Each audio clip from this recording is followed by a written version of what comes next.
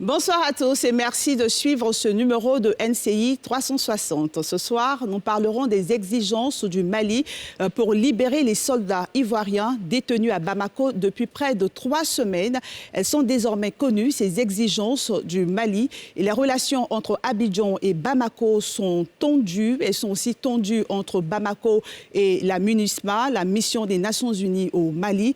La RDC n'est pas en reste. Des manifestations anti-MONUSCO ont fait au moins 20 morts cette semaine.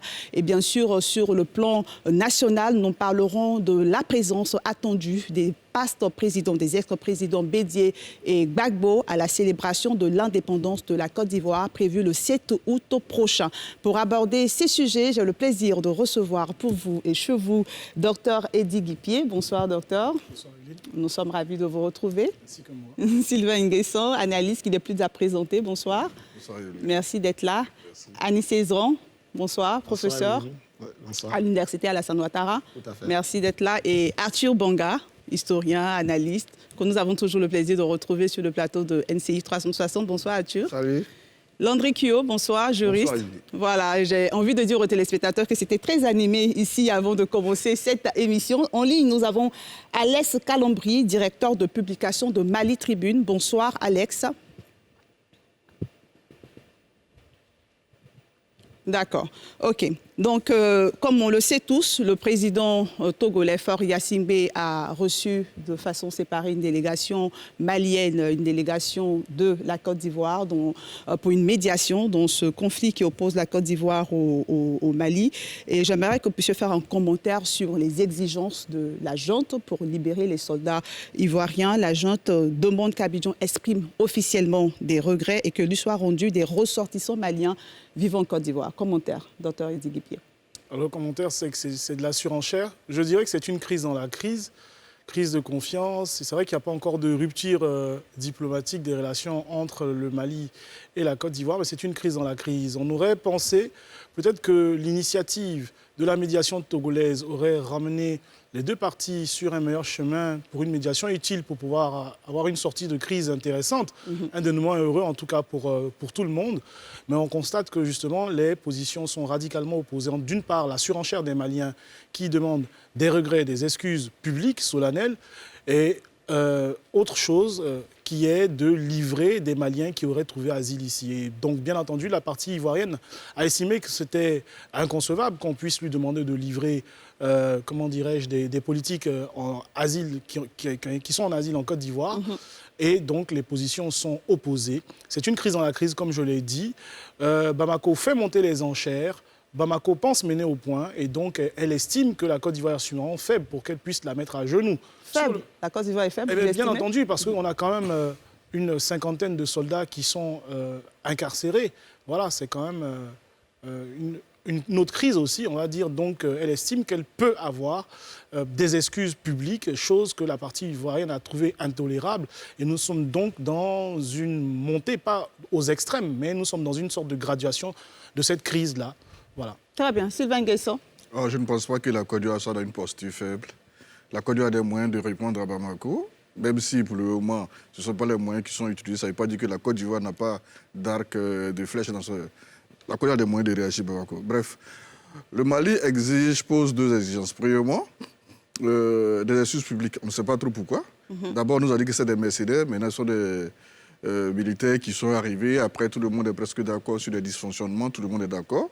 On demande des excuses publiques. Pourquoi? Dans les relations internationales, d'une part, ça se voit. Présenter des excuses publiques pour des dysfonctionnements administratifs. Deuxièmement, que des Maliens qui seraient réfugiés en Côte d'Ivoire, qui seraient installés à Abidjan à la suite du coup d'État qu'ils ont eux-mêmes opéré à Bamako, qu'ils soient livrés. Dans tous les États, dans les relations internationales, dans le droit international des droits de l'homme, ce sont des choses qui se font. S'ils ont besoin d'avoir ces gens et lancer un mandat d'arrêt, la justice ivoirienne est saisie. Toute cette procédure est suivie. Si les conditions sont réunies pour que ces réfugiés aient un procès équitable, qu'ils soient en sécurité dans leur retour au Mali, ça se fait. Tous les pays de la sous-région ont hébergé des gens qui ont perdu le pouvoir, qui ne se sentaient pas en sécurité. Ce n'est pas une raison pour mettre à mal les relations entre le Mali et la Côte d'Ivoire. Maintenant, si M. Goïta s'ennuie à mourir avec les terroristes qui veulent déclarer la guerre à la Côte d'Ivoire, qu'il le fasse clairement. On n'a pas besoin de cette crise, surtout que maintenant, on connaît les motifs pour lesquels les Ivoiriens ont été pris en otage au Mali. On n'en a vraiment pas besoin. Allez, 16 ans. Merci, Evelyne. Moi, je pense, par contre, que c'est une très bonne chose déjà qu'il y ait un début de négociation, parce que depuis, la situation était tendue, les deux parties ne se parlaient quasiment pas. Et il y a un médiateur maintenant qui est le président Foya Singbe, donc il y a un début de négociation. Et dans les négociations, on fait toujours monter les enchères, parce qu'on sait très bien qu'on va discuter des détails, parce que dans cette histoire, la Côte d'Ivoire ne veut pas perdre la face, le Mali non plus. Mais justement, pourquoi faire monter les enchères? Si on reconnaît que ce sont des soldats ivoiriens, pourquoi ne pas les libérer? Wazi parlait tout à l'heure d'une crise dans la crise.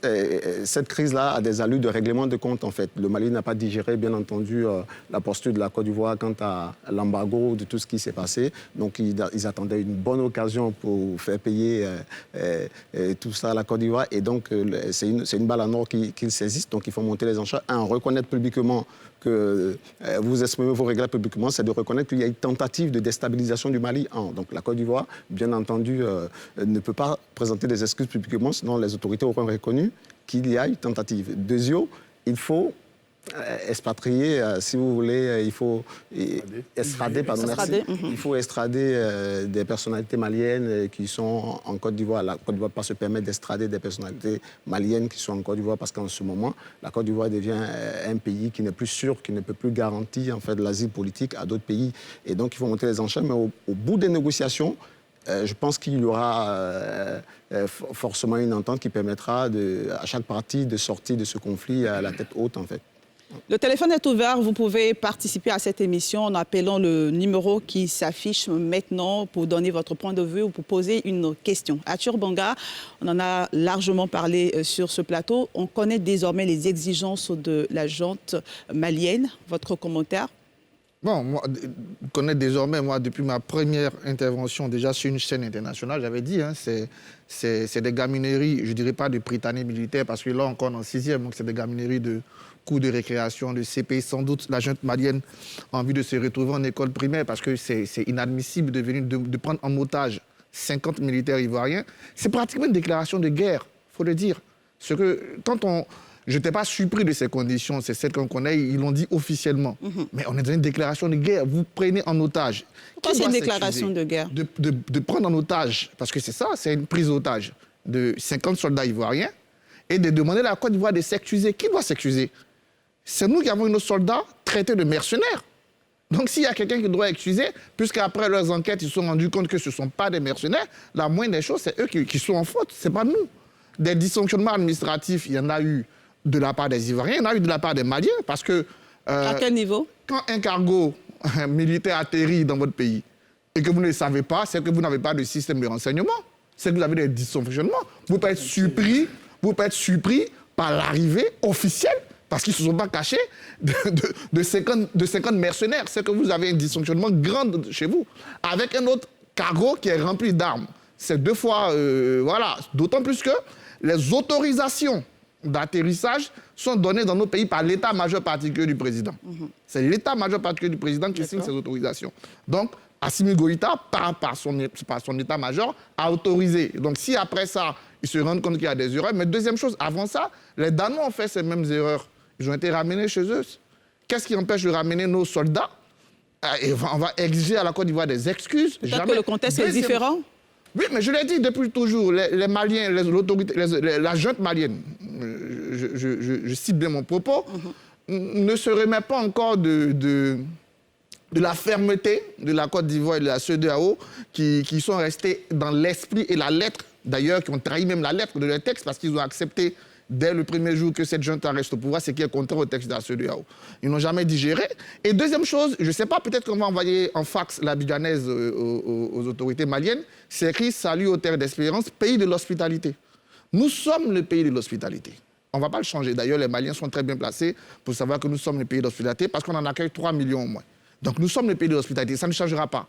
Nous ne sommes pas un pays de déstabilisation. On ne va jamais, depuis un moment en tout cas, accueillir des gens pour déstabiliser un pays. Si jamais la junte malienne a la preuve que des Maliens en Côte d'Ivoire veulent déstabiliser, mais les négociateurs ivoiriens ont indiqué le chemin.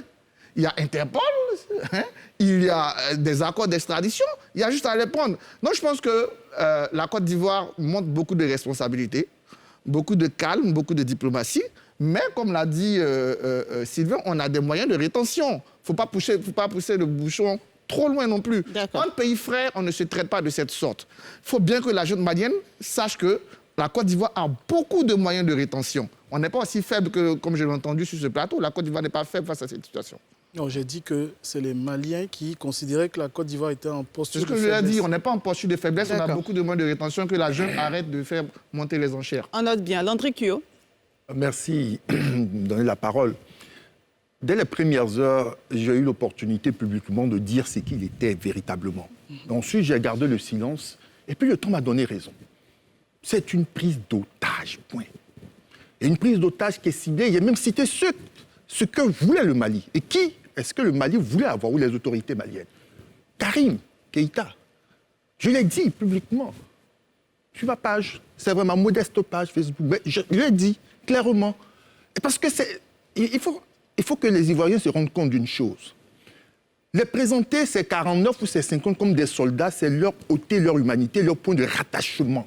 Ce sont 49 concitoyens. Ce sont 49 Ivoiriens.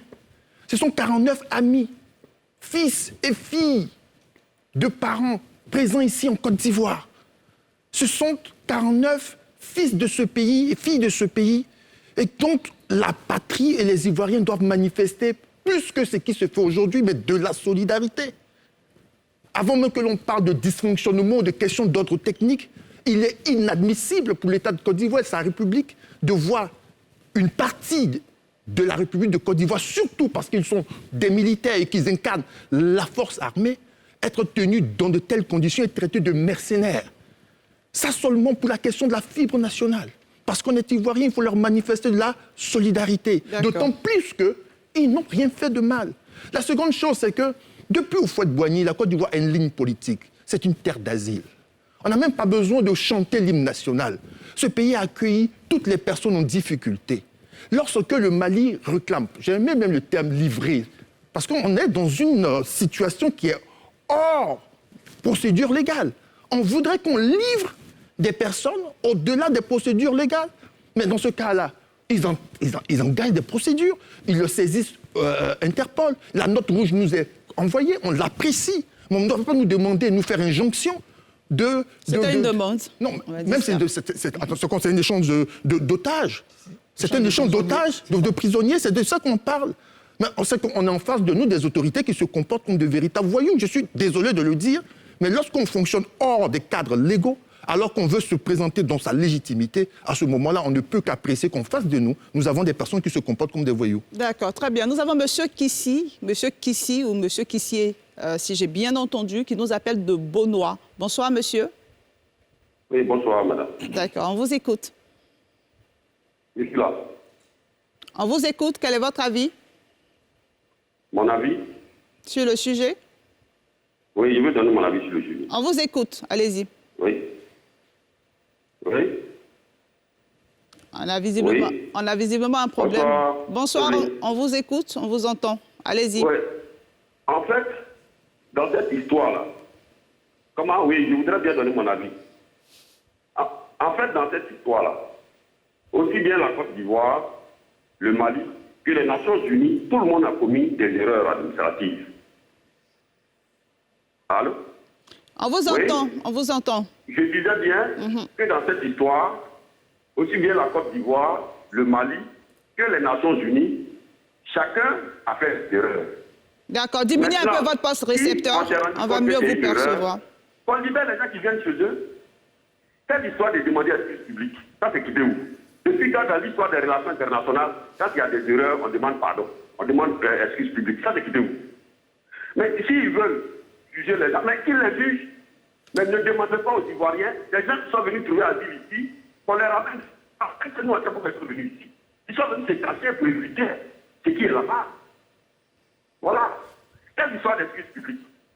Quelle excuse publique? D'accord. Merci beaucoup, Monsieur Kissier, pour votre avis sur ce sujet.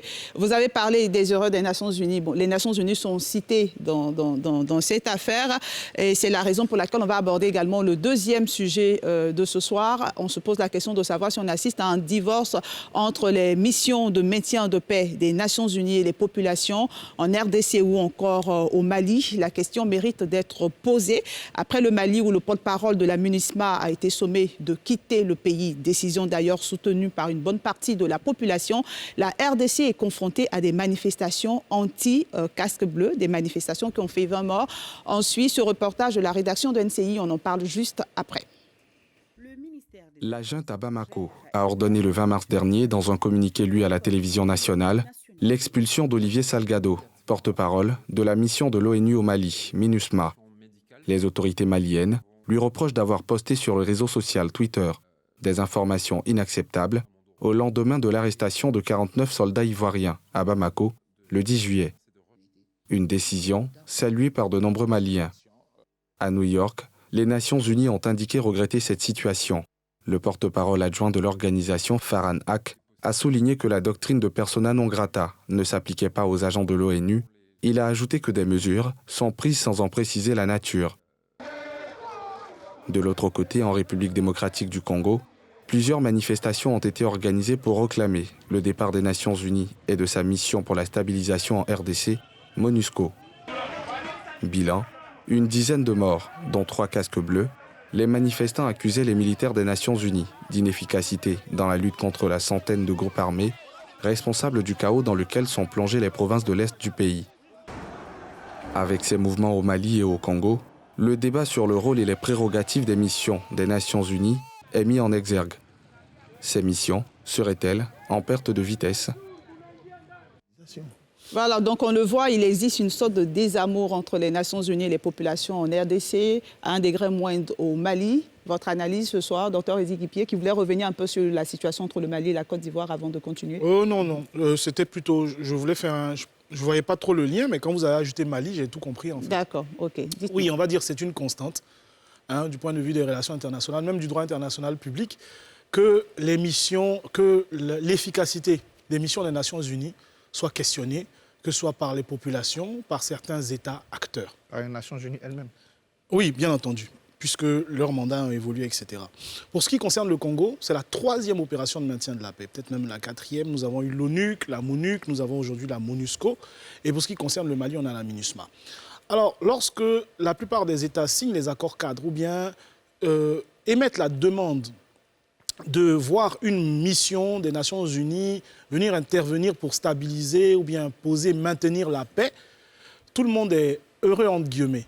Voilà. Et quelques années plus tard, eu égard justement au fait que les positions soient gelées, qu'il n'y ait pas de décision politique qui l'emporte, on impute tout aux missions des Nations Unies. Et c'est une constante, on va dire. Quand vous prenez par exemple le Congo, c'est la même chose. Je vous ai dit 3 opérations de maintien de la paix. Aujourd'hui, nous sommes dans une impasse parce que les positions sont gelées et on a l'impression que l'ONU attend qu'il y ait, enfin les missions de l'ONU attendent qu'il y ait une décision, qu'elle soit diplomatique ou bien militaire.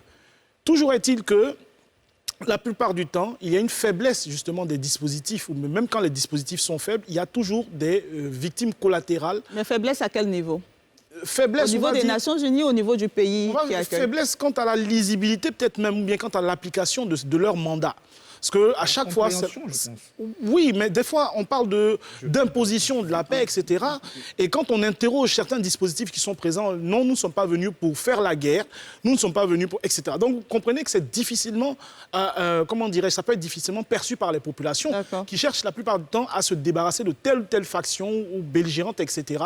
De voir les positions gelées en attendant une décision politique ou diplomatique. Achou Banga. En fait, il faut comprendre le maintien de la paix.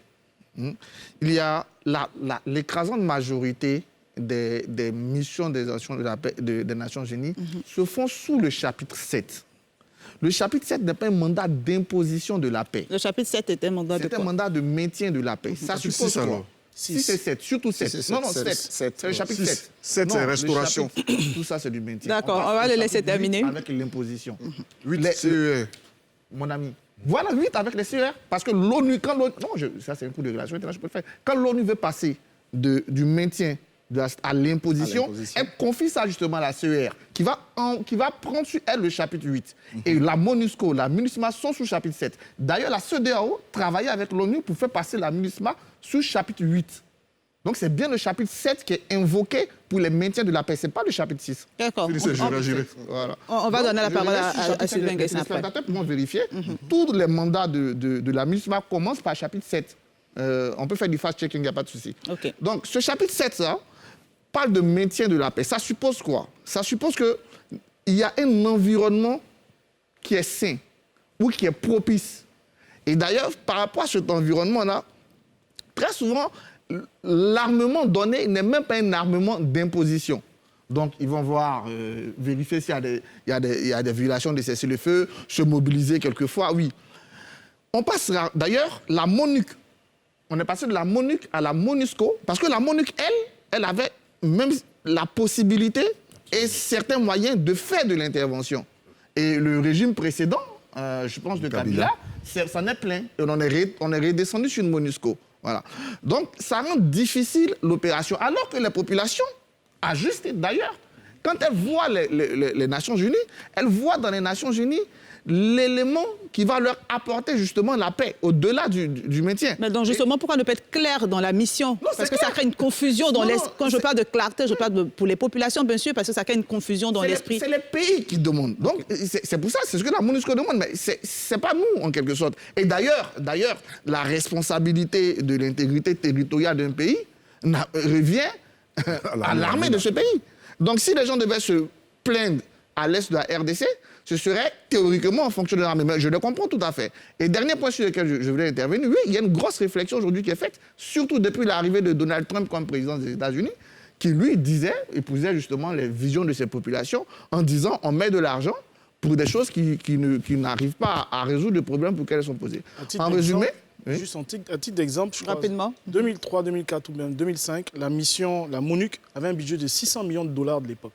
Donc c'est le plus gros budget du maintien de la paix. Ça évolue entre-temps. Les budgets sont conséquents quand même. Sylvain Guessin. Pour enchérir, on va dire. Sylvain Guessin et ensuite assez rapidement. Landry Kyo. Chapitre 6, donc conciliation, médiation, etc. Chapitre 7, restauration de l'autorité. C'est à juste titre que le SG de l'ONU, comment il s'appelle déjà Non, Amajkeul a dit que l'ONU fonctionne avec le chapitre 6,5. 6 tantôt conciliation, 7 tantôt on met la force. Vous vous rappelez sans doute, en octobre 2013, pour la même mission, les Nations Unies avaient sorti des armes, des avions de guerre pour accompagner l'armée congolaise pour repousser le M23. Un mois après, le M23 revenait sur la table des négociations. Mais on ne prend pas le temps de lire la résolution. Ceux qui sont en face connaissent ces tests-là. Ceux qui, dit-on, auraient attaqué la République. Donc, ils savent que dès lors que les médiations commencent, on tombe dans le chapitre 6, il n'y a plus d'usage de la force.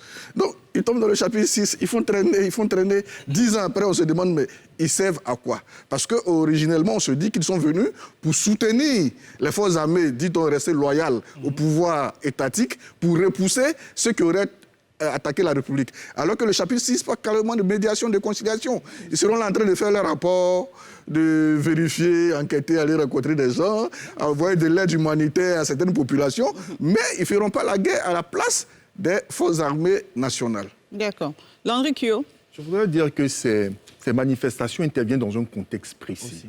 Il y a le contexte de la tension qui monte entre le Congo et le Rwanda, lequel est accusé de soutenir le fameux M23 qui a des incursions meurtrières dans l'est du Congo, en particulier la province du Nord Kivu. C'est bien là-bas que les manifestations se sont déployées et qu'on a eu plus de 20 morts. C'est important de le préciser. Pourquoi? Parce que ces populations souffrent de quelque chose. Elles n'arrivent pas à comprendre qu'en 2013, cette même mission des Nations Unies, elle ne lit pas les chapitres 7, chapitre 6, qu'importe. Elle y voit un déploiement de militaires avec des moyens qui, normalement, devaient être censés les protéger. Elles ont souvenir qu'en 2013, ces personnes-là ont aidé à neutraliser et à imposer au M23 de se tenir tranquille. Et elles ne comprennent pas, ces populations ne comprennent pas qu'aujourd'hui, elles se trouvent être presque abandonnées. Parce qu'en réalité, La mission des Nations Unies n'est pas que militaire, elle est multidimensionnelle, elle travaille à la restauration de l'état de droit. Et dans ce cadre-là, elle a réussi en participant à faciliter des élections démocratiques au Congo. Désormais, il y a un régime que l'on considère être démocratique, légitime, légal, lequel doit pouvoir prendre en charge la sécurité, la défense de ces populations sur l'ensemble du territoire national. Elle a fait campagne là-dessus. Absolument. Okay. Donc, ce n'est pas à cette mission-là de venir protéger les frontières, surtout que désormais, son mandat a évolué. C'est donc à l'État congolais de pouvoir agir conformément à ses promesses et conformément à ce que la Constitution l'investit afin de protéger ces populations. Mais ne demandez pas à ces populations locales d'attendre que Kinshasa intervienne parce qu'elles voient ici une solution et la solution, c'est de voir ces Nations Unies agir. Et si elles ne les voient pas agir, elle va leur demander de partir. D'accord, mais la présence, on est dans cet embrouille. La présence des Nations Unies suscite de l'espoir. Quand les Nations Unies arrivent dans un pays, c'est souvent par acclamation que ces missions sont accueillies à Nisizra. C'est pourquoi, Evelyne, si je peux me permettre, quand vous regardez les cours sur l'ONU au lycée, en général, quand on parle du bilan de l'ONU, on dit toujours que c'est un bilan mitigé. Alors, si on vous dit votre bilan à la tête de cette émission à la fin de votre carrière et qu'on dit c'est un bilan mitigé, je pense que vous ne serez pas très fiers. Parce que normalement, le bilan il devait être positif. Et en général, les points positifs, c'est sur les organismes spécialisés de l'ONU comme l'OMS, comme l'UNESCO et autres. Ça veut dire quoi? Ça veut dire que l'ONU pose un véritable problème. Et donc, le cas que nous étudions aujourd'hui, le cas de la MINUSCO ou de la MINUSMA, ce sont des études de cas qui permettent de mettre en lumière en fait, les difficultés qu'a l'ONU pour progresser. Pourquoi? Parce que l'ONU a 5 mandats. Alors, le premier mandat, c'est le mandat de prévention de conflits. Ensuite, de rétablissement de la paix, de maintien de la paix, de consolidation de la paix et d'imposition de la paix. Arthur l'a dit, la plupart des mandats sont des mandats de maintien de la paix. Alors, dans le maintien de la paix, qu'est-ce qu'il y a? Dans le maintien de la paix, c'est juste que l'ONU dit, en termes prosaïques, écoutez, quand il y a un cessez-le-feu, nous, on déploie des forces qui vont s'interposer en force tampon et nous allons travailler au rétablissement de l'état de droit, etc. Les populations, comme vous l'avez dit, qui attendent de l'ONU qu'elles viennent faire quelque chose pour assurer la sécurité, sont vite, déchantent très vite parce qu'elles se rendent compte, bien entendu, que l'ONU est là, 10 ans, 15 ans, 20 ans, ça ne se passe pas. On prend le cas de la MONUSCO. Ça fait plus de 20 ans. Et quand Leïla... 22 ans maintenant. 22 ans, quand Leïla Zorobi partait, il y a même eu ces débats-là. Le budget de la MONUSCO, c'est plus de $1 milliard annuel. $1 milliard annuel, en fait, le budget de la MONUSCO fait le 5e du budget de la RDC. Et donc, pendant 22 ans, on dépense $1 milliard. Oui, ça a évolué, bien sûr, je vois. Mais je veux dire, c'est cela. C'est le 3e budget. L'État, enfin, la mission la plus budgétivore, c'est le Mali. La MINUSMA au Mali, c'est $1 milliard 200 millions de dollars. Pratiquement, on est autour de... En termes de milliards, on franchit la barre de 600 milliards. Quand on regarde le budget du Mali, le budget de l'État du Mali, c'est autour de 2500 milliards de francs CFA. Donc, vous voyez nettement à quoi se chiffre. Et quand, au fil des années, on se rend compte qu'il n'y a pas de résultat probant, parce que le seul résultat qui compte, c'est que les populations se sentent désormais en sécurité, elles qui ne sont pas dans les accords de maintien ou de cela. Bien entendu, il y a problème. Les populations sont obligées de manifester. D'accord. OK. Nous avons M. Koulibaly en ligne qui nous appelle de Port-Boué. Bonsoir, monsieur. Monsieur Koulibaly, on vous écoute. Monsieur Koulibaly, vous êtes là? Allô? Allô, on vous entend et on vous écoute. Allô? Bonsoir, monsieur Koulibaly. Si vous me recevez, allô? On vous écoute.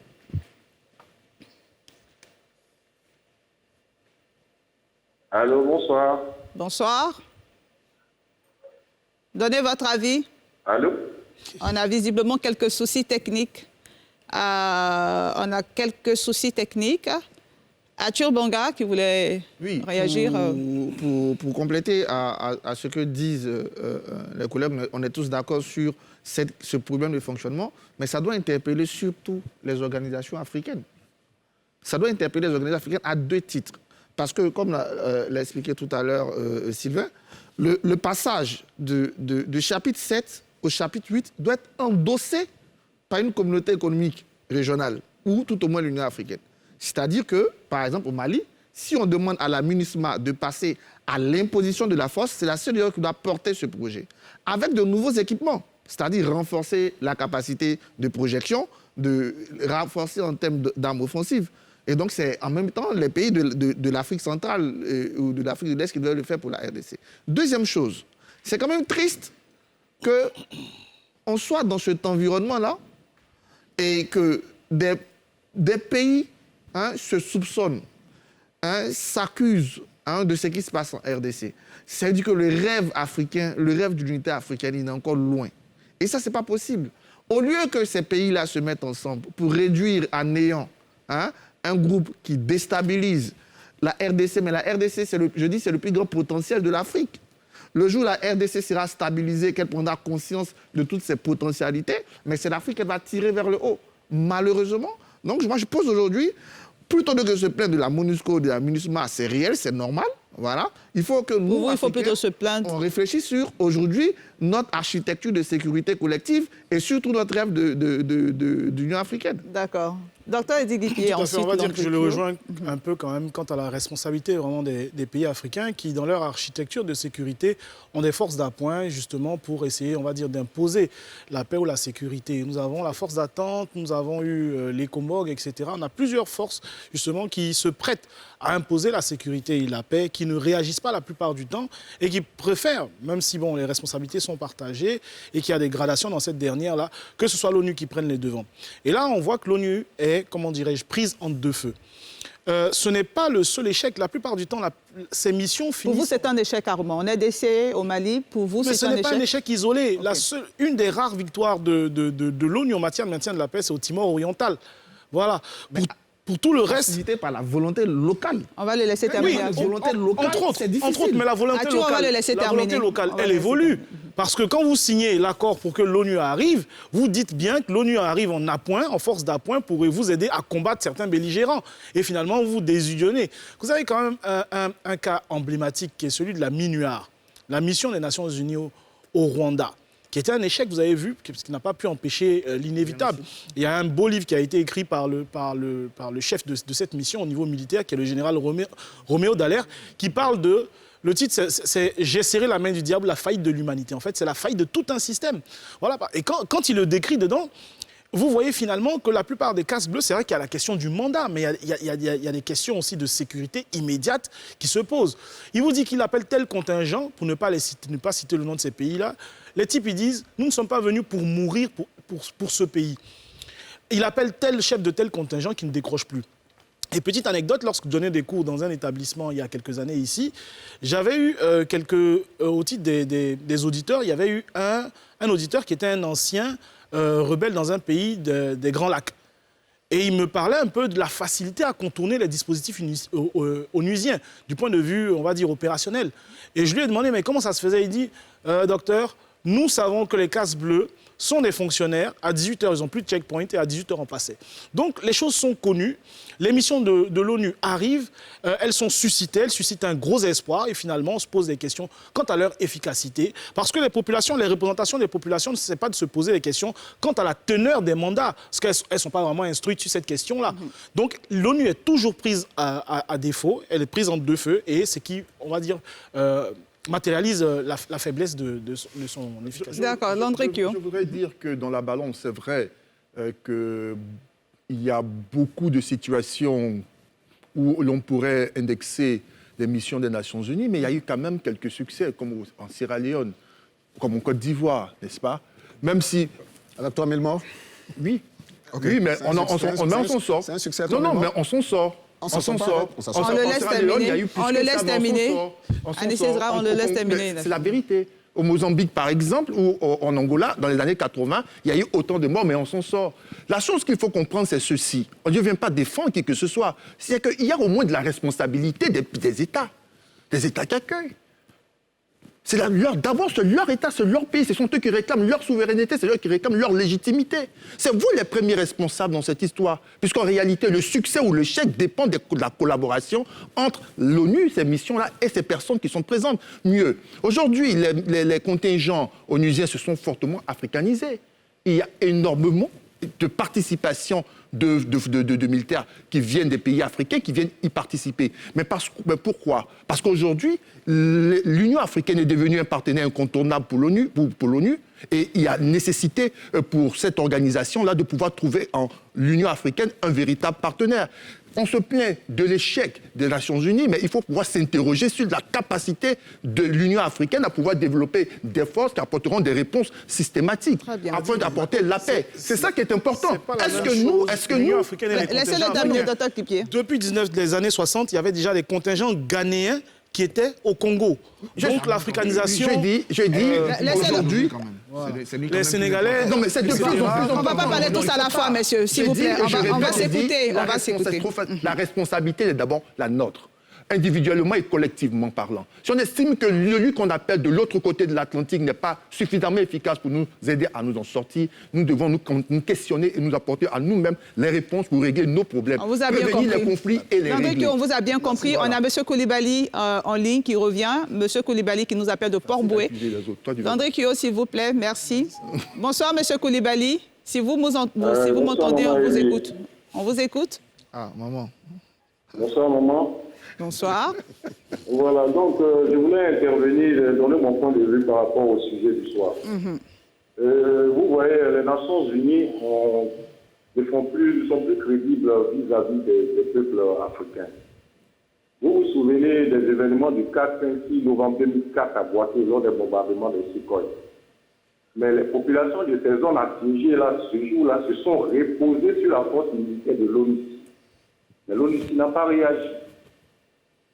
Ça, c'est la première des choses. Pour le cas du Mali, comment on appelle ces gens-là, ces militaires qui sont au pouvoir ont endoctriné leur population. Faire croire que le mal du Mali aujourd'hui, c'est l'Occident. Qui parle des Nations Unies parle de l'Occident. Donc, tout sauf le blanc, tout sauf les Nations Unies. Oui, ça, c'est autre chose. Au Congo, mais ça fait combien d'années? Près de 30 ans. Chez nous, il y a un dicton qui dit « ceux qui ne meurent pas vieillis ». Au finish, les populations en ont marre. Ils vont demander à partir et puis bon, mais ils vont prendre les destins en main. Donc, pour résumer ce que je veux dire, en fait, les Nations Unies ne sont plus crédibles en Afrique. Ils restent là-bas. Mais attendez, pourquoi ils ne parlent pas d'Ukraine? Ils n'ont pas la Ukraine. C'est ça qu'il s'agit. Merci, c'était ma contribution. Merci, M. Koulibaly, pour votre contribution. Ici, sur le plateau, il y a Sylvain Nguesson qui est impatient de prendre la parole et ensuite oui, la mission des Nations Unies à Chypre, ça date de quand déjà? Oh là là. 44? La première, non. 44, non. Oui, après 44. Parce que donc Golan et puis... Il y avait le Liban d'abord. Liban, c'est après. Okay. Golan et puis Chypre, et à la frontière, comment on appelle ça? Entre le Pakistan et l'Inde, Cachemire, l'État de Jouma, 47, 49, c'est vieux. Pour dire qu'il est temps quand même que nos États, que nos populations, que nous, citoyens africains, nous comprenions qu'à certains moments, il faut préférer le moins de mal, il faut éviter la guerre. La guerre est un luxe. Et il ne faut pas rester là à se dire... dire à ton ami Goïta. On va laisser Sylvain Nguesson. On va le laisser continuer se découper. son exposé. Faut pas susciter des guerres à tout bout de champ en se disant que oui, les Nations Unies viendront nous séparer, viendront restaurer l'autorité de l'État. J'ai participé à un séminaire dernièrement où en deux pauses, on demandait aux soldats de l'autre côté pourquoi vous venez plus en Afrique. Il dit mais vos gars qui vont, c'est pour le salaire. Hein? Le salaire qu'on propose à l'émission des Nations Unies, c'est moindre par rapport à ce que moi je gagne étant à Paris. Pourquoi j'irais mourir en Afrique? Oui, un peu. Donc l'africanisation dont on parle, il faudra questionner. Est-ce que le monsieur va, comme un fonctionnaire qui a un projet de construire une maison à Abidjan, de venir scolariser ses enfants dans des bonnes écoles, de venir envoyer sa famille au Canada, il n'est pas prêt à mourir dans ces conditions. On ne meurt pas dans ces conditions-là. Et la plupart du temps, c'est une réelle motivation. Que Congo sans milice, dans l'Est, en état de l'utiliser, c'est trop. Sincèrement, le M24 lui seul, M23 pardon, le M23 qui gère une partie de la RDC qui est plus grande que le Rwanda. C'est pratiquement un pays que le M23 gère. Il faut aussi qu'on comprenne qu'il y a des bonnes dispositions à l'interne de part et d'autre pour que les Nations Unies, leur tâche soit facilitée. On ne va pas créer les guerres chaque 5 minutes. D'accord. pour un puits, pour un champ qui a été abîmé, et puis attendre que les Nations Unies viennent nous réconcilier. Non, c'est beaucoup plus... On va laisser Anne Cézron d'abord. Je Anne pense que Cézron. c'est beaucoup plus grave Je pense que quand on appelle une tierce personne pour intervenir dans un conflit, c'est parce qu'on a des difficultés pour régler le conflit. Donc quand la mission des Nations Unies s'invite dans un pays, c'est parce que souvent l'État est failli. Donc à partir de ce moment, si on pose la question de la responsabilité de l'État, il y a un problème, parce que les Nations Unies viennent pour soutenir l'État. Alors, nous sommes unanimes, donc tous que ce n'est pas un grand succès, parce que quand on cherche les succès, on cherche un ou deux, trois, on essaie de négocier. Il parlait tout à l'heure de la Côte d'Ivoire, je dis non, pas sortir avec 3000 morts et estimer que c'est un grand succès, ça n'a pas été un grand succès. On aurait pu faire l'économie de ces morts, soit. Mais le problème avec les Nations Unies, c'est que nous tous, dans notre entendement, tout à l'heure, quand Landry parlait, il dit, est-ce qu'on a besoin de faire venir des gens de l'Atlantique? Ça veut dire quoi? On a l'impression qu'on n'est pas dans les Nations Unies. Voilà, on dit il faut faire les forces africaines, finalement on n'est pas dans les Nations Unies. Si nous ne sommes pas dans les Nations Unies, il y a problème. Les Nations Unies servent à quoi en ce moment? À rien du tout pour nous. Si elles servent à rien du tout pour nous, elles sont si budgétivores, il y a un problème. Donc si vous allez faire une expérience, allez-y dans une quinzaine après l'émission et dites on a besoin de recrutement des soldats pour des missions de l'ONU à RDC, quoi. Tout le monde doit lever sa main. Comme il a dit Sylvain, parce que ça, c'est une bonne opportunité. Mais bien entendu, nous participons. On dit toujours que ce sont les États occidentaux qui financent, mais nos États financent. Parce que bien entendu, sur nos impôts, on paye nos soldats qui vont en mission à l'extérieur. Donc les missions des Nations Unies, globalement, sont un échec.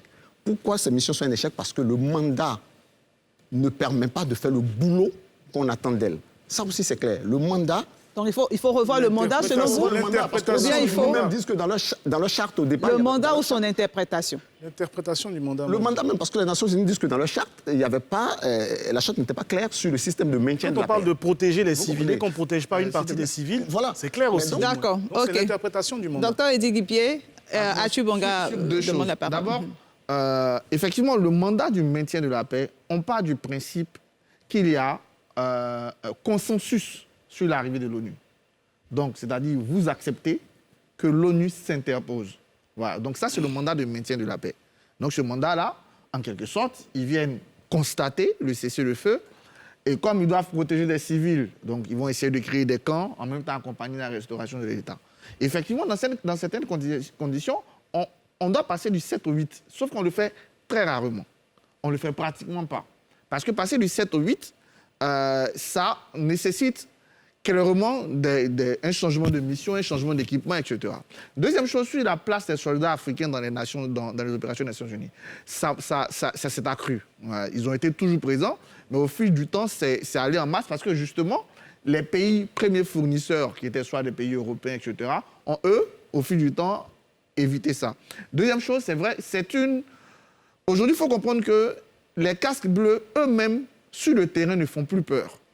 Avant, il y avait soit un respect, une crainte de l'ONU sur les théâtres. Oui, c'est différent. Pourquoi il y a plus cette crainte? Pardon? Parce que justement, il y a déjà la couleur blanche même, la couleur blanche qui revêt leur véhicule, qui ne fait pas peur, qui n'est pas viril en tant que tel. On a besoin du vert. Et justement, excuse-moi Arthur, je vais terminer, mais vas-y. Il y a quelqu'un qui m'avait dit, un ami rwandais qui m'avait dit, non, on disait aux soldats de l'ONU, vous ne nous faites pas peur, nous on a besoin du vert virilisant. Et c'est pour ça qu'à un certain moment, on faisait une combinaison entre une force d'appoint, comme on a pu le voir avec Licorne, comme on a pu le voir avec des Européens au Congo, comme on a pu le voir avec Barkhane, pour, on va dire, appuyer les casques bleus, leur matériel blanc qui n'est pas vraiment... D'accord, voilà, rapidement et on ira à la pause. Aussi pour les soldats africains, c'est un feu intéressant. C'est-à-dire, quand vous avez des troupes qui vont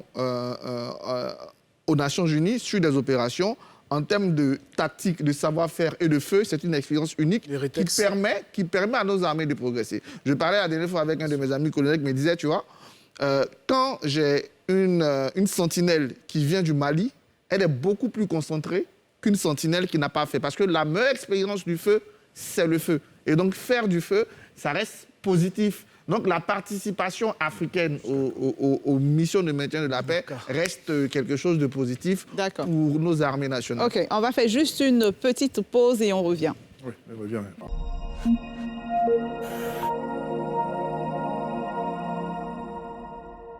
Plateau de NCI 360, une dernière question pour refermer ce deuxième thème. C'est est-ce qu'il est envisageable le départ des Nations Unies, par exemple du Mali ou de la RDC? Est-il envisageable? Est-ce qu'on peut avoir ce cas avec ces exigences de départ? Arthur Banga? Tout est envisageable à partir du moment où la présence sur le terrain n'est pas... D'abord, la présence de l'ONU, elle est souhaitée par les pays. Après, du moment où le pays ne veut plus, l'ONU part.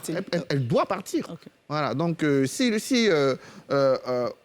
au Congo, je pense moins quand même pour Tshisekedi, mais si Goïta veut que l'ONU parte, elle partira. Elle ne va pas rester longtemps. Conséquences?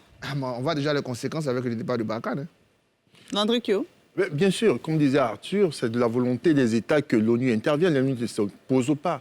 Je crois que de l'autre côté, on a au Congo un pouvoir civil suffisamment intelligent et structuré qui malheureusement, pas malheureusement, mais face à un pays continent pratiquement, et qui n'a pas la capacité de déployer toute une force parce qu'il faut reconstruire son armée. Donc il va falloir calmer les choses au niveau du Congo. D'ailleurs, les autorités ont appelé au calme. Ont appelé au calme afin de pouvoir maintenir. Ils ont un besoin, c'est pragmatique, c'est tactique, ils ont besoin de cette présence-là et certainement souhaiter que son mandat puisse évoluer pour que réellement on puisse régler le cas du M23 numéro A, numéro B. Quant au Mali, je crois qu'il est bon qu'on laisse la junte nous montrer ce qu'elle est capable de faire. Je crois que si elle décide, par là? Parce qu'elle considère que telle présence ne lui sied pas. Barkhane est parti. Si elle estime que la mission onusienne ne lui sied pas, il faut partir. Il faut laisser cette junte-là montrer de quoi elle est capable, surtout qu'elle est pleinement et entièrement responsable de la vie des citoyens. Et elle a encore des partenaires qui peuvent lui apporter le soutien. On l'espère pour elle qu'elle va pouvoir contenir les attaques terroristes qui se font beaucoup plus présentes dans le sud du Mali et sans que l'on ne réagisse, l'on ne voie réellement une capacité de résistance de cette armée-là. Très bien. Docteur Eddy Lipié. Bon, je pense que je partage certains points, en particulier la question du consentement des États. Ce sont des missions qui sont voulues, n'est-ce pas, par les États qui les ont suscitées. Et si un État ne souhaite plus que la mission des Nations Unies agisse par le biais du maintien de la paix, qui le signifie explicitement, ce n'est certainement pas le cas au Congo où c'est la population, quoique la population puisse être manipulée par des politiques. Au Mali, il y a eu des actes hostiles de la population vis-à-vis de la mission des Nations Unies au Mali. Mais paradoxalement, on voit qu'il y a eu reconduction, n'est-ce pas, de cette mission-là. Alors on doit se demander ce que les autorités veulent vraiment. Si elles ne le veulent plus, si elles ne veulent plus de mission, qu'elles le signifient expressément, en soit ne reconduisant pas la mission ou en faisant un courrier manifeste vers le Conseil de sécurité pour, pour refuser ces missions-là. Dans tous les cas, elles sont aussi, on va dire, comme il a dit tantôt, responsables, n'est-ce pas, de la sécurité de ces populations-là. Et bon, mais pour répondre directement à votre question, oui, en tout cas dans l'absolu, c'est possible, même si c'est difficilement envisageable, parce que tout le monde préfère passer par d'autres biais pour contraindre ou du moins contrarier la mission de l'ONU. Mais c'est envisageable, en tout cas, à tout le monde. Sylvain Nguessan. Je ne pense pas. En droit international des droits de l'homme, l'ONU a la capacité de s'auto-saisir. D'abord, le Mali et la République démocratique du Congo n'ont pas les moyens d'assurer la sécurité des populations sur leur territoire. Arthur Banga, s'il vous plaît. C'est un mobile suffisant pour l'ONU pour s'auto-saisir, pour proposer ses services à ces États-là. S'auto-saisir ou s'imposer? Le consentement aussi. Non, je ne suis pas d'accord. On va le laisser terminer, s'il vous plaît. S'il vous plaît, merci, on s'écoute. En DDH, l'ONU peut s'auto-saisir. Quand on connaît le contexte dans lequel l'ONU est née, l'ONU a été créée, la charte, c'est d'empêcher des crimes dans certaines régions qui puissent avoir des répercussions et susciter une nouvelle guerre. Laisser le Mali à lui-même, c'est permettre aux terroristes de venir jusqu'à la frontière de la Côte d'Ivoire, un peu partout, ça n'arrange. L'ONU a été créée justement pour envisager ce genre de cas. Et c'est le cas également de la RDC. Donc l'ONU va s'auto-saisir, va proposer. C'est vrai qu'il y aura la guerre entre les 5 qui ont le droit de veto. Donc on imagine un peu le prochain sujet, la guerre entre la France et les BRICS, entre la Russie et la Chine pour ce genre de mandat. Mandat et la difficulté que ça va susciter. Mais je ne pense pas aujourd'hui, au regard de l'incapacité de l'État malien, de l'État congolais, d'assurer la sécurité sur leur territoire donné, que l'ONU puisse partir si facilement. Je ne pense pas. Mais justement, pour permettre aux téléspectateurs de comprendre, quand vous dites l'ONU peut s'auto-saisir, si on est dans un cas, dans un chemin où le Mali demande à la MINUSMA de partir, est-ce que l'ONU peut s'auto-saisir et dire c'est important de rester et s'imposer, rester au Mali? C'est ce que vous êtes en train de dire? Il va falloir que le Mali ait prouvé peut-être sur 6 mois sa capacité à assurer la sécurité sur ces 1 200 000 km², ce qui est impossible. D'accord. Merci. Achu Banga qui veut apporter quelque chose rapidement. Dans l'absolu, oui, puisque le Conseil de sécurité, à partir du moment où le Conseil de sécurité prend une résolution, elle s'impose théoriquement à tout le monde. Donc, dans l'absolu, oui. OK, d'accord. Anissé Ezron, ça va être le dernier mot sur ce thème. Dans l'état actuel des choses, je ne crois pas que ce serait l'idée du siècle que de demander aux missions des Nations Unies de partir. De toute façon, c'est à défaut du chien qu'on part avec le char à la chasse. Mais ce qu'il faut dire, et je maintiens toujours, c'est que finalement, quand on est dans ce statu quo, qu'est-ce qu'on fait? Parce que les missions sont là, elles n'arrivent pas à produire des résultats probants, on les regarde. Donc souvent, ces petites manifestations-là permettent de rappeler qu'il faut bien que les mandats évoluent, qu'on ait des résultats. On dit depuis 22 ans, les Nations Unies sont au Congo, la situation n'évolue pas. On ne doit pas être fier en disant, en rejetant tout sur l'incapacité de l'État congolais, mais l'ONU, c'est un échec cuisant pour l'ONU. Donc il faut bien que l'ONU nous dise, est-ce qu'elle compte rester en RDC pendant 2000 ans? Ou est-ce qu'elle compte partir un jour en réglant le problème? C'est toute la question à mon sens. OK, merci Anissé Ezron. Ça va être le dernier mot, Arthur. Ça va être le dernier mot sur ce thème-là. Il y a une chose que je trouve inadmissible. En 10 secondes. Inadmissible, on ne peut pas dire que l'État malien n'est pas capable d'assurer la sécurité parce qu'ici, sur ce plateau, à plusieurs émissions, on nous a fait la démonstration, même depuis Bamako, qu'ils étaient là, ils avaient repris le contrôle. Merci Landry Kyo. Je ne peux pas accepter. Merci Landry Kyo. Merci. Arthur Banga et Landry Kyo, merci. Merci. S'il vous plaît, on va poursuivre donc l'émission pour aborder le troisième thème, notamment la guerre d'influence en Afrique entre la Russie et la France. La visite du ministre russe des Affaires étrangères qui a effectué une tournée en Afrique. Il était en Égypte, en République démocratique du Congo, en Éthiopie. Et pendant ce temps, Emmanuel Macron, le président français, aussi était, on va dire, une tournée presque simultanée. Il était au Cameroun, en Guinée-Bissau et au Bénin. Et le moins qu'on puisse dire, c'est que c'est officiel. Il y a une guerre d'influence. La Russie est en train de gagner du terrain en Afrique. Certains avaient dit que la Russie ne serait pas intéressée par l'Afrique. Aujourd'hui, ça se voit, c'est officiel. Arthur Banga? Je suis étonné qu'on dise que la Russie ne serait pas intéressée par l'Afrique. Et la Russie a toujours, dans un temps long, la Russie s'est toujours intéressée à l'Afrique. Bon, pas toujours. À partir de la guerre froide, la Russie est une puissance. Et comme toutes les puissances, elle veut avoir le maximum d'influence. On ne peut pas faire un calcul d'influence en se disant je mène quoi sur l'Afrique. D'ailleurs, pas que la Russie, hein, la Turquie, la France, etc. Donc, la Russie a été toujours présente en Afrique en fonction de ses moyens. Et ce qui fait qu'on la sentait peut-être moins, c'est parce qu'elle-même, en tant que puissance, a passé 2 décennies à se chercher et à chercher à trouver un angle pour agir. Et le départ de Sangaris en Centrafrique et le départ de Barkhane au Mali lui ont permis de trouver l'angle. En plus, c'est ce qu'elle sait faire de mieux, c'est-à-dire l'angle militaire, l'angle soutenir certains régimes. Mais dans un temps long, la Russie était toujours présente. Même quand on prend le Mali a toujours balancé entre la France et la Russie dans son histoire. D'abord, le Mali, c'était la Fédération du Soudan avec Senghor. Fédération du Mali. Oui, Fédération du Mali avec Senghor contre le Conseil de l'entente d'Oufoué. Quand Modibo Keïta a vu qu'il ne pouvait plus prendre la tête de cette fédération, il s'est souvenu qu'il était panafricaniste et il est retourné vers la Russie, vers l'URSS à l'époque. Après, Moussa Touré l'a fait chuter pour revenir dans le giron. Aujourd'hui, au départ, la junte était d'accord, mais quand Barkhane devait partir, ils sont souvenus qu'ils sont panafricanistes, ils sont donc repartis vers la Russie. Donc, c'est normal. Je veux dire, et ça depuis toujours. Quand on parle de mondialisation, la première mondialisation s'est faite avec les contacts de l'Afrique. L'Afrique a toujours eu un rôle important dans le système mondial sans avoir une place importante. Merci. C'est ça le gros défi aujourd'hui. Aujourd'hui, rapidement, tout ce qu'on voit n'est pas nouveau. Depuis le XVIe siècle, il y avait ce choix. Aujourd'hui, la question qu'on doit se poser, c'est comment on se remet dans ce qu'on appelle le New Scramble of Africa, cette nouvelle ruée vers l'Afrique, parce qu'il y a toujours eu des ruées vers l'Afrique qui sont malheureusement faites au détriment de l'Afrique. Bien noté. Docteur Ezikipié. Oui, en géopolitique, on fonctionne toujours selon le triptyque acteurs, enjeux et ressources. Et les deux derniers éléments, on peut les mettre côte à côte, sont quasiment similaires, parce que ce sont les ressources la plupart du temps qui sont l'objet d'enjeux.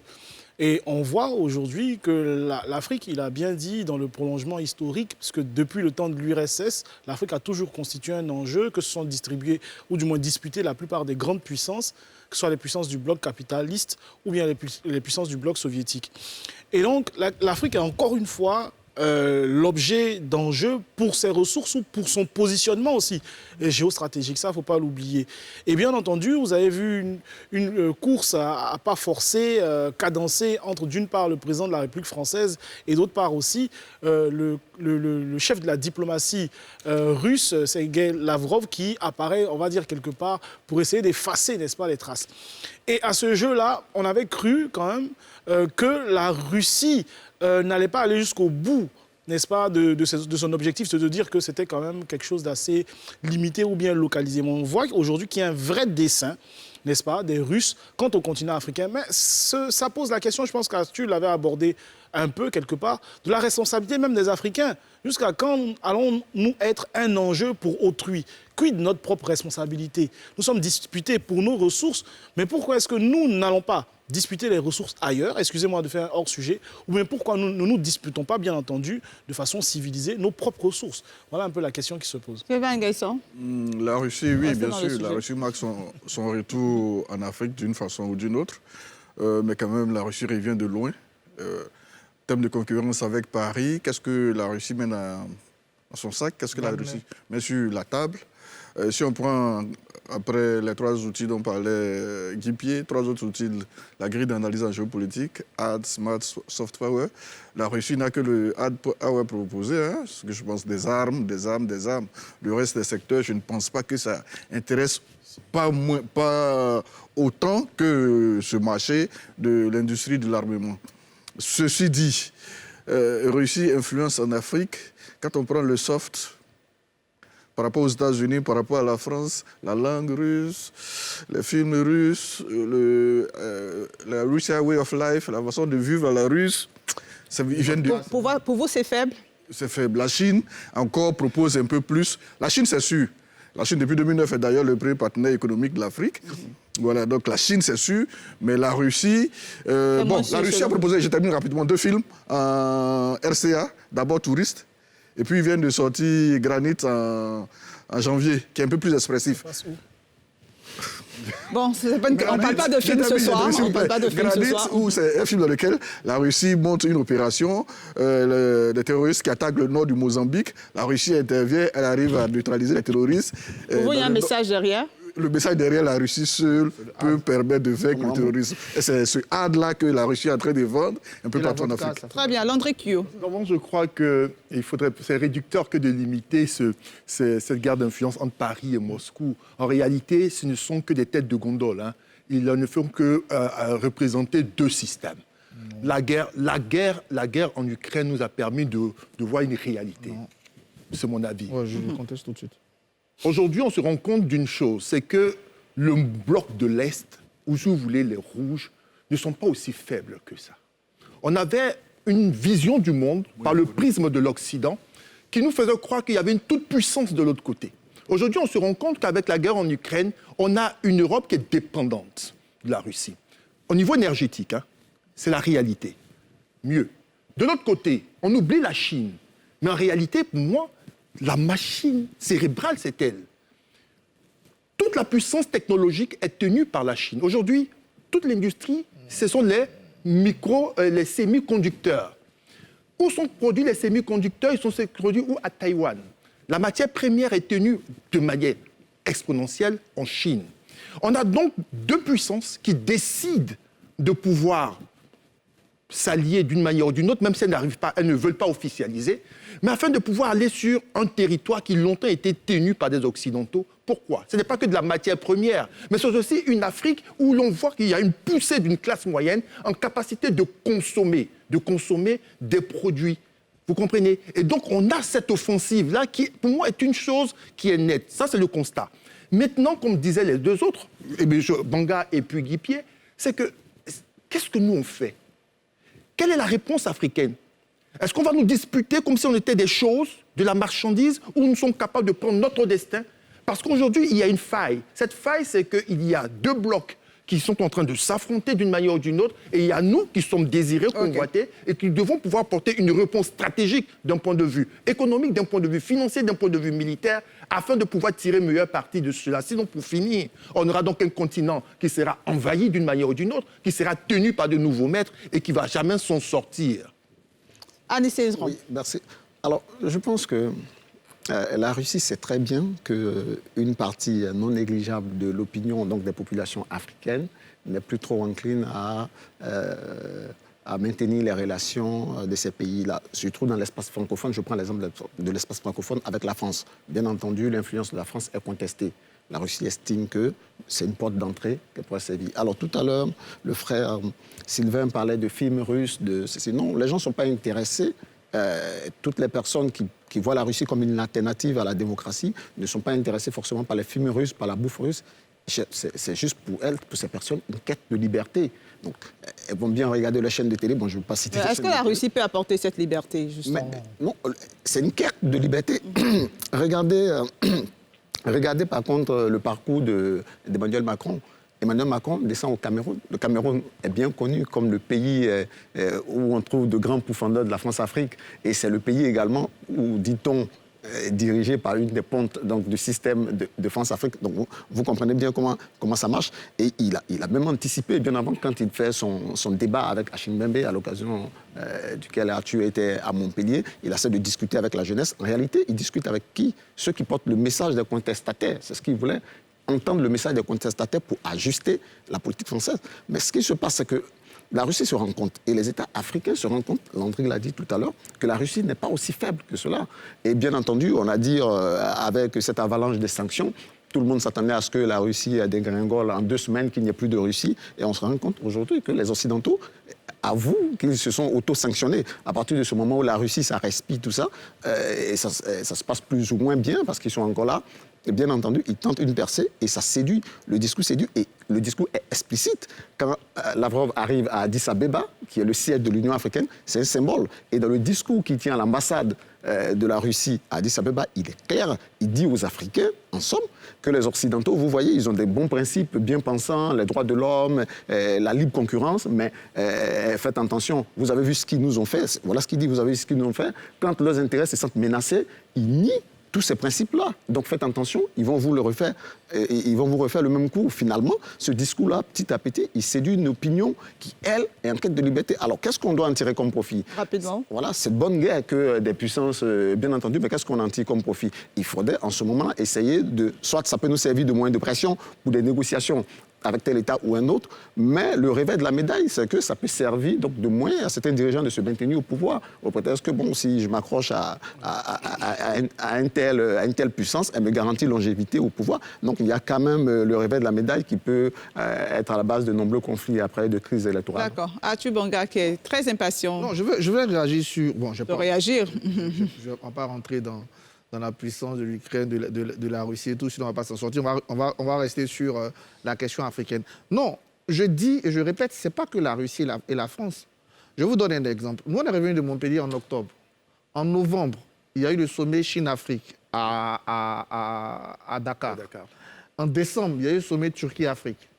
Hier, Anthony Blinken a fait une conférence de presse dans laquelle il a montré la nouvelle politique américaine vers l'Afrique. Il est là en août, hein? Pardon? Il vient en août. Il vient en août, voilà.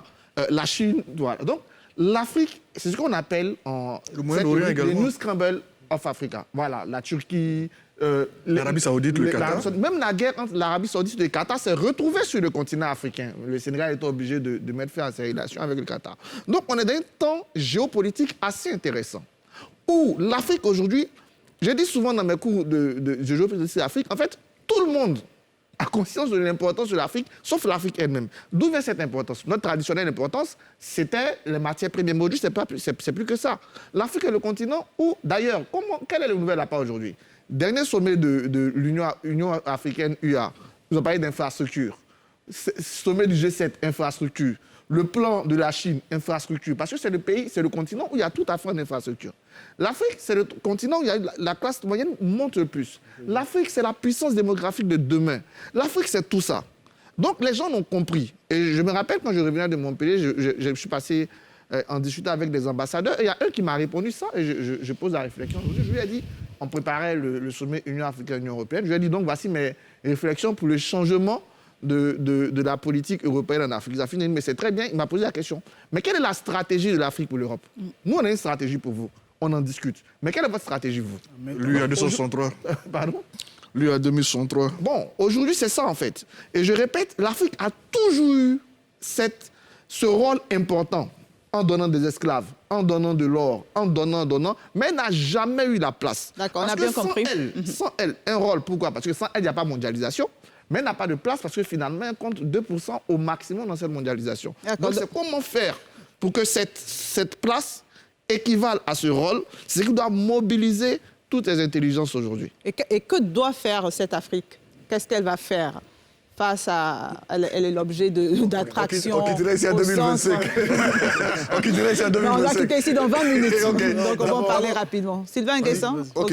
D'abord, le système éducatif doit répondre aux enjeux opérationnels, tactiques, stratégiques de notre époque. On ne va pas revenir sur le débat sur les filières et les coefficients, mais nous avons un système éducatif qui ne nous permet pas de faire face aux besoins de notre époque. Quelle est la réponse que le système éducatif ivoirien apporte au cacao?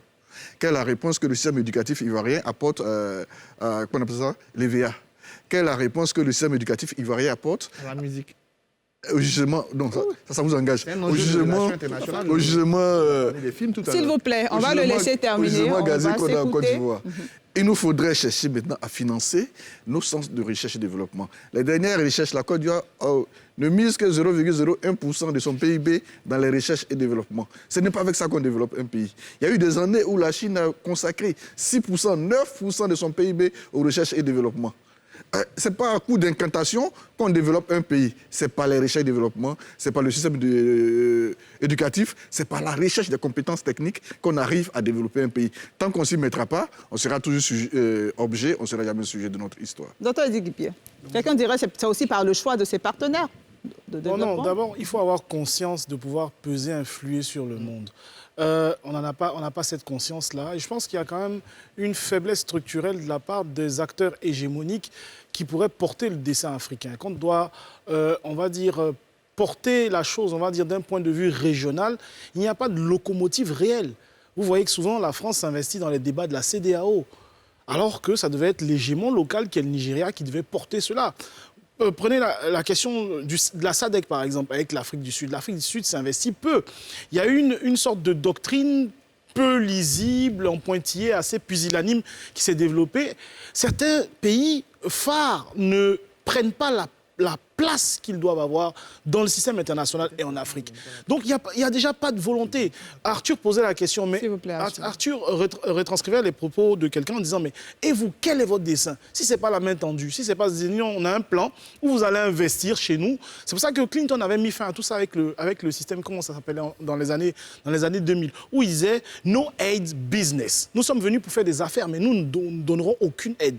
Donc, il faut d'abord avoir la volonté, bien entendu, ça passe par plusieurs choses, par l'éducation, par l'aide, par l'éducation, par plusieurs systèmes pour pouvoir, on va dire, évoluer en ce sens. Mais il faut d'abord la volonté, il faut des acteurs pour porter ce projet-là, pour éviter de faire qu'on soit un continent ressources, un continent choses, mais plutôt qu'on soit des acteurs qui puissent dans un ensemble intégrer. Il y a certains acteurs qui l'ont porté, Kadhafi, paix à son âme, etc., pour essayer de penser l'Afrique comme un continent. Parce que qu'est-ce qu'on se dit? Quand on dit Afrique, nous, on est fâchés parce qu'on veut qu'on parle de certains pays en particulier, mais pas d'un ensemble. Mais qui dirige le monde aujourd'hui? Vous avez vu ceux qui sont faibles, excusez-moi, ceux qui sont faibles dans le système international quant à la guerre de l'Ukraine, etc., ceux qui ne sont pas constitués en grands ensembles. La Chine s'en sort, les États-Unis s'en sortent, la Russie s'en sort parce que ce sont de grands pôles unis d'intégration. D'accord. Rapidement, Arthur Bonga et ensuite Alice. La solution numéro 1 passe par l'intégration africaine. Pour moi, regardez, il a dit, la Côte d'Ivoire, c'est 322 462 km² avec quoi 28 millions d'habitants. Imaginez-vous le meilleur chanteur qui fait des téléchargements iTunes en Côte d'Ivoire. Il parle au maximum à 28 millions. Imaginez-vous le meilleur chanteur en Chine. Il parle à combien de personnes? Rien que ça. individuellement, on n'a pas forcément les moyens d'investir pour faire des recherches souterraines pour nos gaz et nos pétroles. Mais pourquoi on ne monte pas des structures collectives? Voilà, moi je pense que pris en singleton, en micro-État, on ne va pas peser suffisamment. Il faut avoir des véritables politiques d'intégration. Quand je parle de politique d'intégration, intégration monétaire, suppression des douanes, intégration même dans nos examens. Il faut qu'on ait des mêmes filières, qu'on ait des citoyens, on pense citoyens africains. C'est ça qui va nous permettre de nous en sortir. Parce que je vous donne un exemple tout bête. Une multinationale veut ouvrir une usine. S'il n'y a pas de fiscalité commune, elle va mettre en concurrence la Côte d'Ivoire et le Ghana pour aller vers où elle aura plus d'exonération fiscale. Mais si on met une règle CEDEAO, pour nous en CEDEAO, on peut être exonéré jusqu'à temps. Elle est obligée de respecter ça. Et l'avenir de l'Afrique, c'est justement l'Afrique. Faut qu'on le L'Afrique qui prend en compte son destin. Alors, Anissé Ezran, ce sera le dernier mot sur ce thème. Merci. Moi, je veux dire, il y a deux choses. Il y a intégration, il a parlé d'intégration, je ne vais pas revenir là-dessus, c'est très bien. Et il y a gouvernance, en fait. Il faudrait que nous soyons des modèles de gouvernance. Je vais vous prendre un exemple. 1975. 1975, ça vous fait penser à quoi? Vietnam. Ça vous fait penser à la guerre du Vietnam. 1975, le Vietnam est détruit. En 1975, la Côte d'Ivoire est autosuffisante en riz. En 1975, le Vietnam est détruit complètement. Nous sommes en 2000. À partir des années 90, le Vietnam se reprend à main et met en place une véritable politique agricole. En 2000, les Vietnamiens produisent du riz, ils mangent et ils viennent vendre aux enfants du miracle économique qui ne peuvent plus produire du riz pour se nourrir. Il y a un véritable problème. On parle de l'éducation, c'est très bien, il faut miser dans l'éducation, il faut faire un maximum. Mais la Côte d'Ivoire est l'un des pays qui se paye le luxe de former des étudiants au Polytechnique à des milliards et aller les donner à d'autres pays. Nous avons un institut de formation en travaux publics au Polytechnique de Yamoussoukro. Voilà, mais qui nous formons là-bas? Nous formons, désolé du thème, mais nous formons en guillemets des maçons, c'est-à-dire que nous formons des ingénieurs qui vont les travailler pour des multinationales. Finalement, depuis des années où Fouet a fait cet établissement, il y a combien d'Ivoiriens qui travaillent sur des grands chantiers, donc qui ont de grosses sociétés, qui travaillent sur des grands chantiers de reconstruction de la Côte d'Ivoire? Ce sont tous des entreprises étrangères, ça ne marche pas. Donc finalement, il faudrait qu'il y ait une gouvernance qui permet aussi de valoriser, donc de créer des champions locaux. Il faut qu'il y ait des champions locaux. Nous n'avons pas de champions locaux. Bien noté, en tout cas, on note la responsabilité de l'Afrique, j'ai failli dire, face à son destin. On va donc aborder le dernier thème de ce soir. Les anciens présidents Bédié et Gbagbo sont attendus, invités donc à la célébration du 62e anniversaire de l'indépendance de la Côte d'Ivoire à Yamoussoukro. Quel est votre avis sur cette invitation? C'est la question que nous avons posée aux téléspectateurs. On les écoute et on revient juste après. L'appel du président Ouattara aux deux autres présidents, c'est déjà bon. C'est ce que tous les Ivoiriens attendent. Si aujourd'hui ils ne sont pas réconciliés, si la Côte d'Ivoire n'est pas en paix, nos enfants qu'on fait aujourd'hui ne seront pas en paix. Et ça sera quotidien. Si aujourd'hui les vieux d'aujourd'hui ils ne sont pas entendus, ce n'est pas ceux qui vont venir aujourd'hui demain qui vont s'entendre. Donc, mon chemin, en tout cas, c'est salutaire. C'est un pas en avant pour la réconciliation vraie, parce que ce sont eux qui sont à la tête, ce sont eux qui nous dirigent, et que si, à leur niveau, s'il y a une entente, ça va réagir sur la population. Les deux anciens présidents et le nouveau président ensemble pour l'indépendance à Yamoussoukro, c'est déjà une bonne idée. Voilà, c'est qui annonce la paix dans le pays, et qui veut dire aussi que le futur est bon pour la Côte d'Ivoire. À ma connaissance, je pense que c'est un bon signe que les trois présidents se retrouvent et qu'ils puissent nous donner un espoir d'une réconciliation future et pour que ce pays puisse aller de l'avant. Tous les Ivoiriens veulent la paix réellement, on regarde la vérité. Hein. Dans les coulisses, même, les gars parlent de cette paix-là. Tout le monde veut la paix. Personne aujourd'hui, que ce soit dans la 5 heures de Bédié, en tout cas, tout le monde veut la paix. Hein. Voilà, vous l'avez vu, c'est une invitation qui est saluée, on va dire, dans l'ensemble par les populations que nous avons interrogées dans les rues. Votre avis ce soir sur ce plateau? C'est une bonne chose. C'est la première fois dans l'histoire de la Côte d'Ivoire qu'on aura un président en exercice et des anciens présidents assister à la célébration de l'indépendance. C'est une excellente chose. Et d'ailleurs, le président avait promis la dernière fois que ça allait être chose courante qu'il se revoit. On est déjà dans cette ambiance, c'est intéressant. On est vraiment dans apaisé. Maintenant, il faut transformer l'essai. Il faut qu'on ait maintenant, on apporte des sujets de fond pour pour avoir... Mais c'est déjà très bien ce qui se passe, très très bien. André Kio. Inédit et historique. Nous avons là l'opportunité de saisir le moyen de basculer vers ce que l'on appelle de tous nos voeux la Côte d'Ivoire nouvelle. Nous aurons à célébrer 62 ans d'indépendance, mais 62 ans d'indépendance qui ont été émaillés de difficultés majeures. Mais aujourd'hui, réussir cela s'est fait non pas par la volonté d'une seule personne, mais il a fallu qu'il y ait 3 grandes personnalités, 3 énormes égaux, 3 figures marquantes de l'après Houphouët-Boigny qui décident là de pouvoir offrir à la Côte d'Ivoire une opportunité. Ils sont pratiquement en fin de carrière. Ils nous offrent une opportunité. À nous de pouvoir lire cette opportunité et de la saisir. Celle que nous sommes d'Ivoiriens et quel que soit ce qui nous a opposés, cela ne nous a jamais divisés parce que nous avons la capacité de pouvoir nous rassembler. Et le 7 août, ce n'est pas n'importe quelle date. Et à Yamoussoukro, ce n'est pas n'importe quel lieu. Tout le symbole est planté, toute la solennité est présente. Mais au-delà de cela, c'est à nous, en tant que jeunes Ivoiriens, en tant que nouvelle génération, de comprendre qu'il y a un temps pour toute chose. Et désormais, c'est le temps de bâtir la nation ivoirienne. Et c'est important que cette nation se bâtisse et que la date du 7 août 2022 soit une date de référence. Annie Saison. Merci. Je partage l'optimisme de mes prédécesseurs et des téléspectateurs. Je pense que c'est un très bon signe déjà d'apaisement. C'est très important que les hommes politiques se parlent régulièrement. Le jeu démocratique, il essaie de passionner, mais il devait être assez sympathique. Tout ça, c'est très bien. Mais il faut aller au-delà du symbole, parce qu'il faut aller au-delà du symbole. En faisant quoi? Il y a des questions essentielles sur le dialogue politique qui ont été posées. Ces questions-là, les contentieux, il faut les vider. En 2023, on aura les municipales. Il ne faudrait pas qu'on replonge encore dans des violences pendant les municipales et qu'on revienne après parler de réconciliation pour les élections de 2020. Nous avons des problèmes certainement avec des tests. Donc, bien entendu, il n'y a pas de consensus autour des conditions de la compétition électorale. Il faut s'asseoir après pour discuter des conditions de la compétition électorale, être d'accord et ensemble et relancer la machine. Donc, c'est bien, c'est une très bonne chose. C'est un très bon symbole. Mais après le symbole, il faut que ce soit concret. Pour pas que les populations se retrouvent demain en train de s'entre-déchirer pendant les municipales. Sylvain Guesson, votre avis? Oui, à la suite des autres, c'est une excellente chose. On espère que ça va continuer. Parce que quoi qu'il en soit, quand les relations entre ces 3 leaders sont au beau fixe, la Côte d'Ivoire s'en porte mieux. Quand les relations sont tendues, chacun de nous le ressent dans sa vie privée. Donc c'est une excellente chose. Mais le dialogue politique a initié, je crois, 33 points. C'est l'un des points d'ailleurs du dialogue politique que ces 3 leaders puissent se rencontrer. Donc, en le faisant, ils obéissent à leur mandat, à la feuille de route du dialogue politique. On attend que les 32 autres points, dont certains ont commencé à avoir des éléments de réponse, la présence du PPACI, à la CEI, etc. On attend que les autres points trouvent des éléments de réponse. Docteur Eddy Guipier. On va dire qu'on partage tous le même point de vue.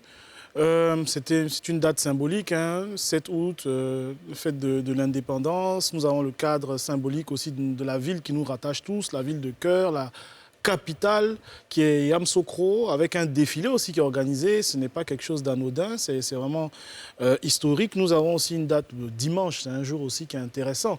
L'image, elle est belle, elle est forte, mais les Ivoiriens ont été habitués à trop d'images. Voilà, trop d'images de réunions qui, par la suite, quelques jours, quelques mois après, à l'épreuve de certaines joutes électorales, se sont étiolées. Et vraiment, on a besoin que ces rencontres-là et les leaders politiques, moi je les appelle les 3 grands, le G3, ont promis de se rencontrer très souvent. Maintenant, il faut qu'on aille au-delà, n'est-ce pas, de ces images de Happy Few, pour évoquer la question des 31 points de dialogue politique, pour évoquer les questions électorales, les questions d'ordre constitutionnel, pour que la paix soit réellement consolidée et pour que, justement, vous savez, c'est des images qu'on enviait. C'est des images qu'on enviait aux Nigérians, par exemple, ou bien aux Béninois, au Ghana, voilà, où tous se réunissent. Mais au Ghana ou au Nigeria, on ne se réunit pas pour que 2 mois après, il y ait des contestations violentes, etc. Pour que, justement, ça puisse peut-être servir comment dirais-je, de coutume, de se dire que tous les 7 août, tous les chefs d'État qui sont en activité ou pas en activité se réunissent justement pour cette date symbole à Yamoussoukro, dans une autre ville d'ailleurs. Mais il y a le passif aussi de, comment dirais-je, de toutes les crises qu'on a dépassées qui doit être épuré. Et puis on doit vraiment mettre plein pied dans la réconciliation. Et ça passe justement par le dialogue politique. Alors je vais vous permettre de réagir rapidement. On a eu des réactions de certains téléspectateurs, de certaines personnes qui nous disent on a l'habitude de voir cela, ça ne va rien changer. Ils se sont rencontrés il y a quelques jours, rien n'a changé dans notre quotidien. Non, le symbole, il est très fort.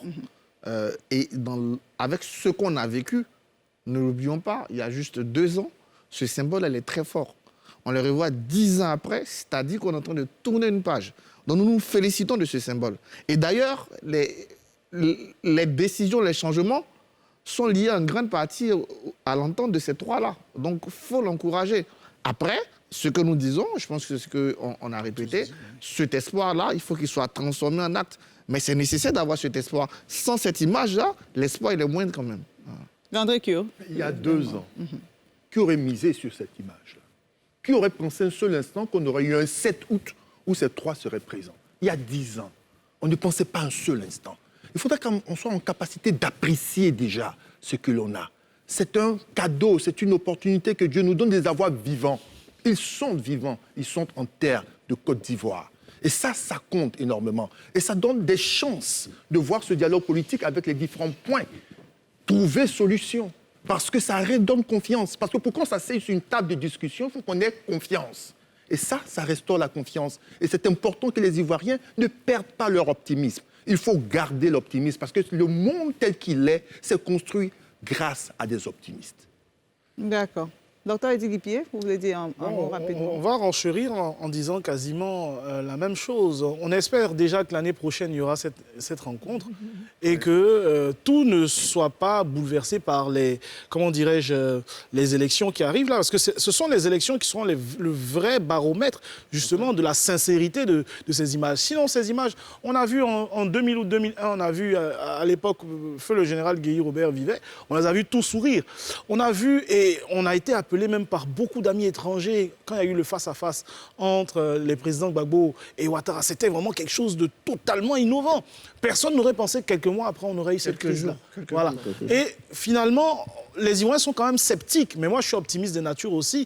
Moi, ce que je veux, c'est qu'on puisse résorber tout ce passif-là, qu'il n'y ait pas de prisonniers, qu'il n'y ait pas, voilà, que tous les exilés puissent rentrer, etc., que les questions au niveau du code électoral soient résorbées, au niveau de la constitution, etc., et que les populations aussi, parce que là, c'est les trois grands, mais aussi les populations, que les désidératas des populations soient écoutés, parce que les populations qui ploient aujourd'hui sous la vie chère, etc., puissent être écoutées. Donc moi, cette image, elle me plaît, mais j'attends de voir l'année prochaine pour mieux juger, mais je suis optimiste de nature et j'espère que ça va pouvoir renforcer les décisions qui seront prises à l'issue de ce dialogue politique-là. D'accord, très bien. On va maintenant passer au carton de la semaine et ce sera juste après ceci.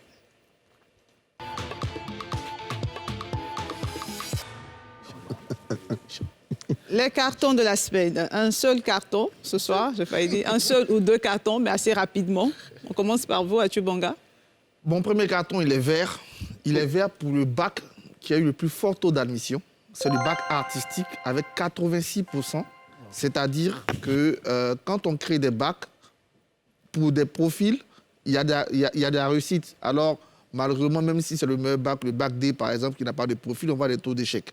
C'est une façon d'appeler les autorités à une vraie réflexion sur les bacs, à une promotion des bacs pro et des bacs comme le bac artistique qui a eu 86% de chances de taux de réussite. Le deuxième Mon carton. deuxième carton vert, j'ai passé 2 semaines à l'intérieur de la Côte d'Ivoire et franchement, j'étais plus que heureux de voir tous ces téléspectateurs qui me disaient à chaque fois qu'ils suivaient l'émission. Le carton vert, c'est pour eux? C'est pour eux.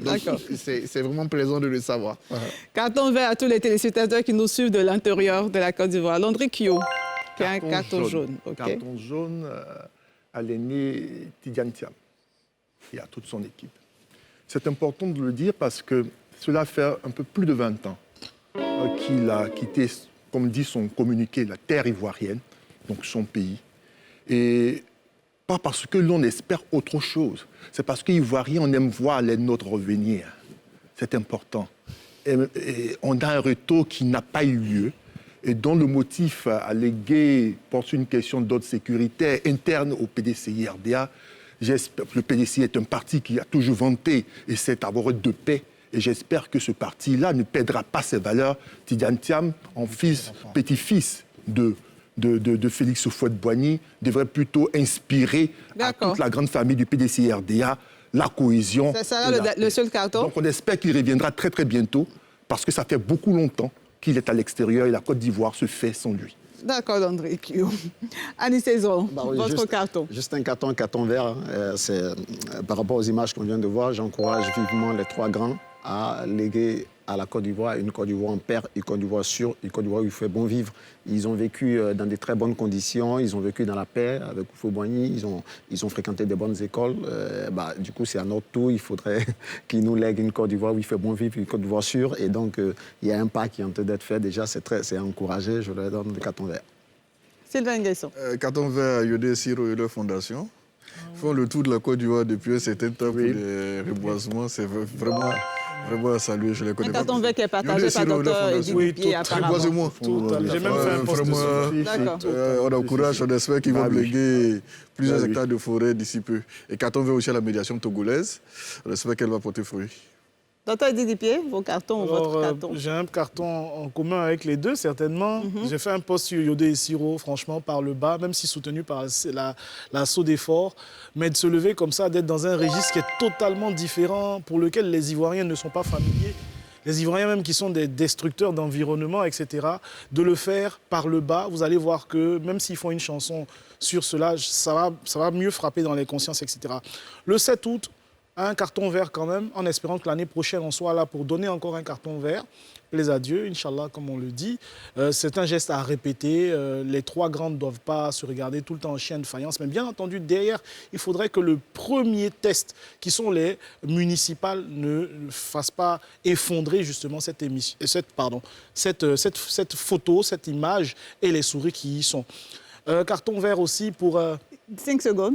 Pour un familier de l'émission, le professeur Dion, qui vient d'être reçu en tant que professeur titulaire de philosophie politique et morale. Bon, nous sommes tous enseignants-chercheurs et il nous représente dignement au niveau de cette instance africaine. Tu n'es pas enseignant-chercheur. Bon, d'accord, merci. On note bien ce carton vert au professeur Dion. Un carton vert également donné par la rédaction de NCI au professeur Dion qui est passé professeur titulaire. Et puis un carton vert à Madi Natal que nous avons l'habitude d'inviter également sur ce plateau qui a gagné les élections de porte-parole mondiale des jeunes de l'espace francophone. Donc qui fait la fierté de la jeunesse ivoirienne. Félicitations à Madina et voilà, un carton vert pour vous. Demain, vous serez avec Mélina Makissi. Vous l'avez remarqué, nous sommes à la fin de ce NCI 360. Merci de votre fidélité. Dimanche prochain, vous serez avec Ali Diarasouba. Prenez soin de vous et à très bientôt.